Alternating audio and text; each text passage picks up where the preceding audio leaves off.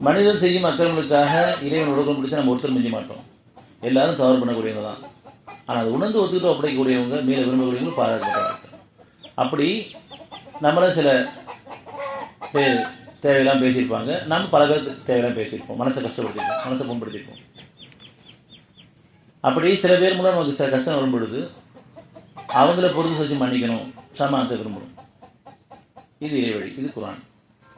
அப்படி நம்ம இருக்கணும்னு பார்த்தா பெரும்பாலும் அவங்கள பற்றி கோபதாகவும் மனசு இருக்குது. என்ன இப்படி பேசிட்டாங்க, இப்படி செஞ்சுட்டாங்க அப்படிங்கிறத அப்பப்போ அந்த நினைவு வந்துட்டு போயிட்டுருக்கு.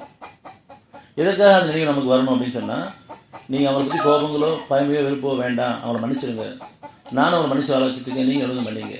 அப்படி மன்னிக்க முடியும்னு சொன்னால் மன்னிக்கிற மனசை கேளுங்க, அந்த மனசை நான் தரேன். என்னால் மன்னிக்க முடியலையே, மன்னிக்கிற மனசை கொடு அப்படின்னு மன்னிக்க முடியலைங்கிறதுக்கு அவர் மன்னிப்பை கேட்டுட்டு அந்த மனசை கொண்டு கேட்டால் மன்னிக்கிற மனசு வந்துடும். அந்த மன்னிப்பு வந்துருச்சுன்னு சொன்னால் இறக்கம் வந்துடும். அவங்கள கோவம் இருக்காது. யார் மேலே இன்றைக்கி கோவத்தில் இருக்கோமோ நம்ம அவங்கள மன்னிச்சிட்டோன்னு சொன்னால் அவங்க மேலே இறக்கம் வந்துடும். இது நம்ம பாவத்துக்கு பரிகாரம். இப்படி பிடிச்சவங்களுடைய மனசில் எண்ணம் இருக்குது, பிடிக்காதவங்களுடைய எண்ணம் இருக்குது. சில பேர் பிடிச்சவங்களாக அவங்கள பற்றி மனசில் அறிவு எண்ணம் வந்துட்டுருக்குது. நம்ம எண்ணங்களை தூய்மைப்படுத்துறதுக்காக தான் இங்கே ஒன்று கூட்டப்பட்டிருக்கோம். எண்ணம் போல் வாழ்வு அப்படின்னு சொல்கிறோம். ஆனால் அந்த எண்ணத்தை சீரமைக்கிறது இல்லை, அந்த எண்ணத்தை கவனிக்கிறதும் இல்லை. அது நல்லதாக கிடையாது, பிரித்து அறிவும் கிடையாது. அதில் கவனிக்க ஆரம்பிச்சோன்னு சொன்னால் வெளிப்படையான சோதனைகள் நமக்கு கிடையாது. சோதனை இல்லாமலே நம்ம உயர்த்தப்பட்டோம்.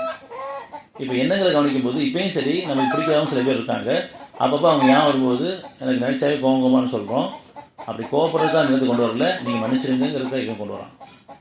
மன்னிக்க விட்டீங்கன்னா மன்னிக்க மனசை கேளுங்கிறதா திருப்பி கொண்டு வரான். அப்படி பிடிச்சவங்களுடைய எண்ணம் சில பேர் வந்துட்டு இருக்குது.